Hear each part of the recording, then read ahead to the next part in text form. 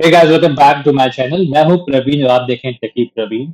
आज इस वीडियो में बात करने वाले हैं टेस्ट एनजी के एनोटेशंस को थोड़ा डिटेल में देखने वाले हैं।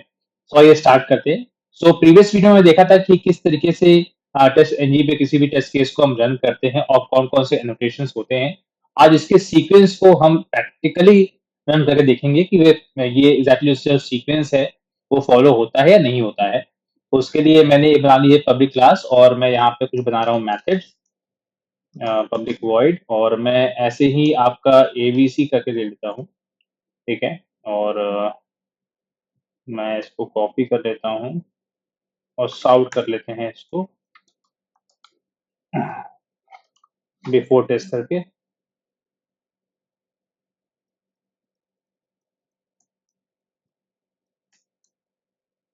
ठीक है। अब ये कॉमन है तो मैं इसके नाम नंबर चेंज कर देता हूँ।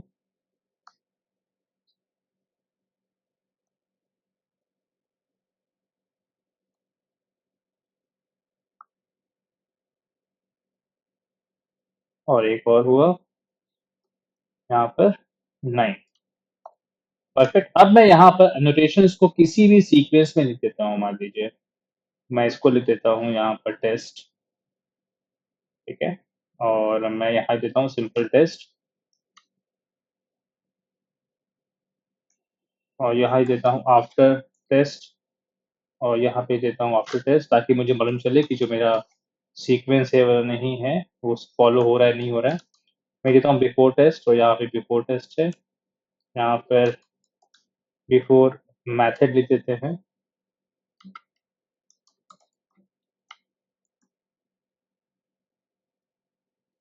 आफ्टर क्लास लिख देते हैं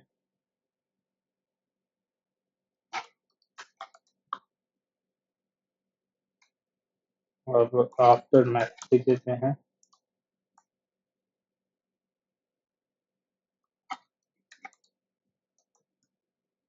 और मैं यहाँ पे देता हूँ after test.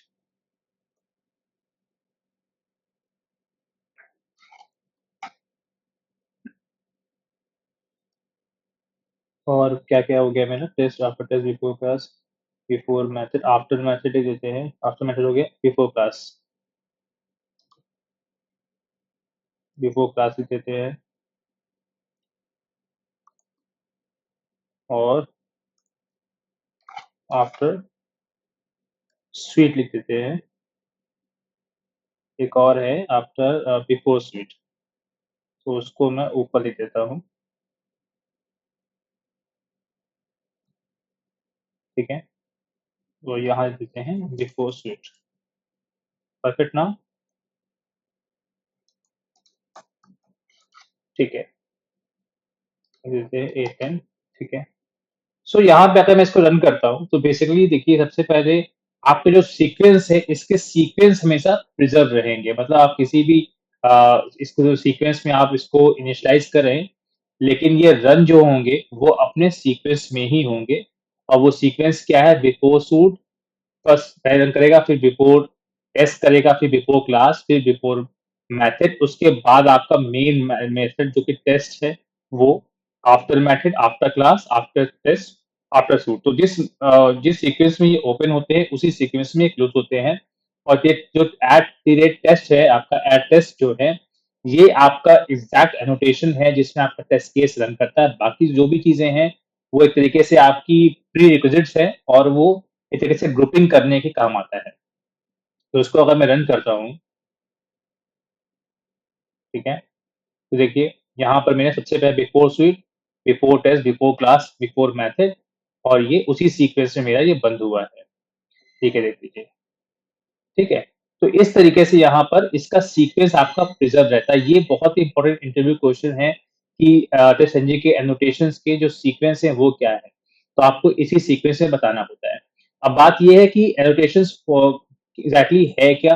So basically annotations क्या है? एक सेट ऑफ कोड है जिसके थ्रू आप किसी भी मेथड को आप कंट्रोल कर सकते हैं। तो ये बेसिकली जो एनोटेशंस हम यूज करते हैं वो किसी भी मेथड को कंट्रोल करने के लिए होता है कि उसमें हमें एग्जैक्टली करना क्या है, किस तरीके से हम उसे कब यूज करना चाहते हैं, वो सब चीजें हम इसमें कर सकते हैं।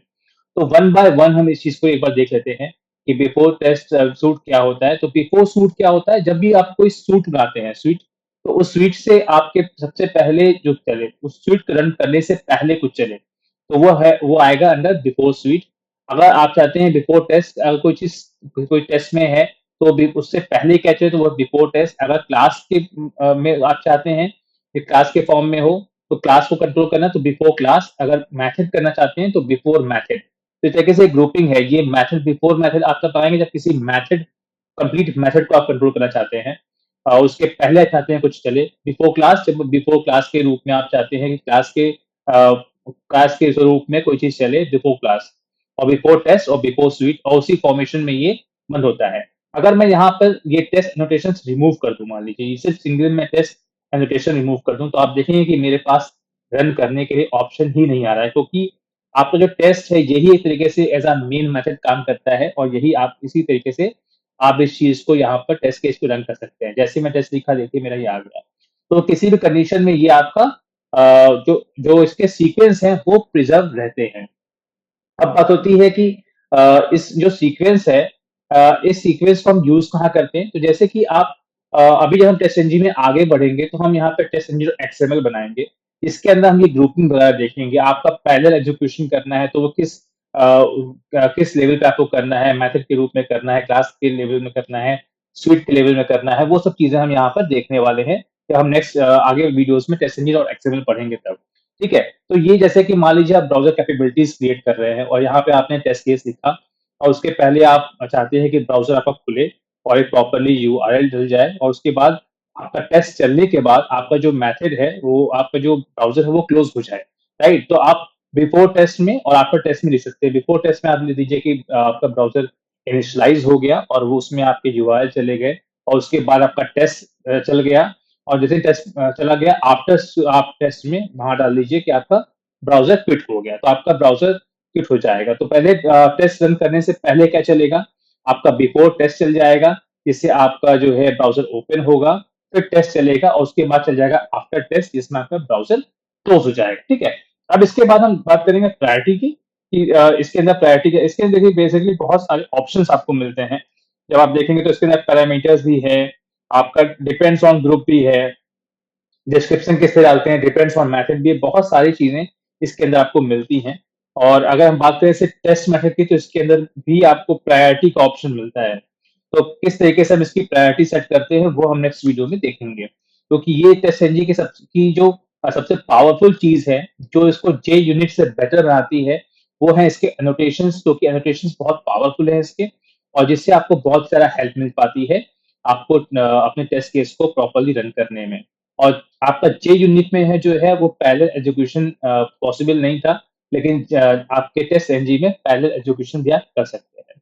तो इस वीडियो में इतना ही रखते हैं। बहुत ही इंपॉर्टेंट क्वेश्चन है गाइस, इंटरव्यू में ये चीज पूछी जाती है कि टेस्ट एनजी के सीक्वेंस क्या है। तो ये बहुत ही ध्यान से आपको ये सीक्वेंस को आपको तरीके से रट लीजिए कि ये सीक्वेंस किस तरीके से आपके काम करेंगे।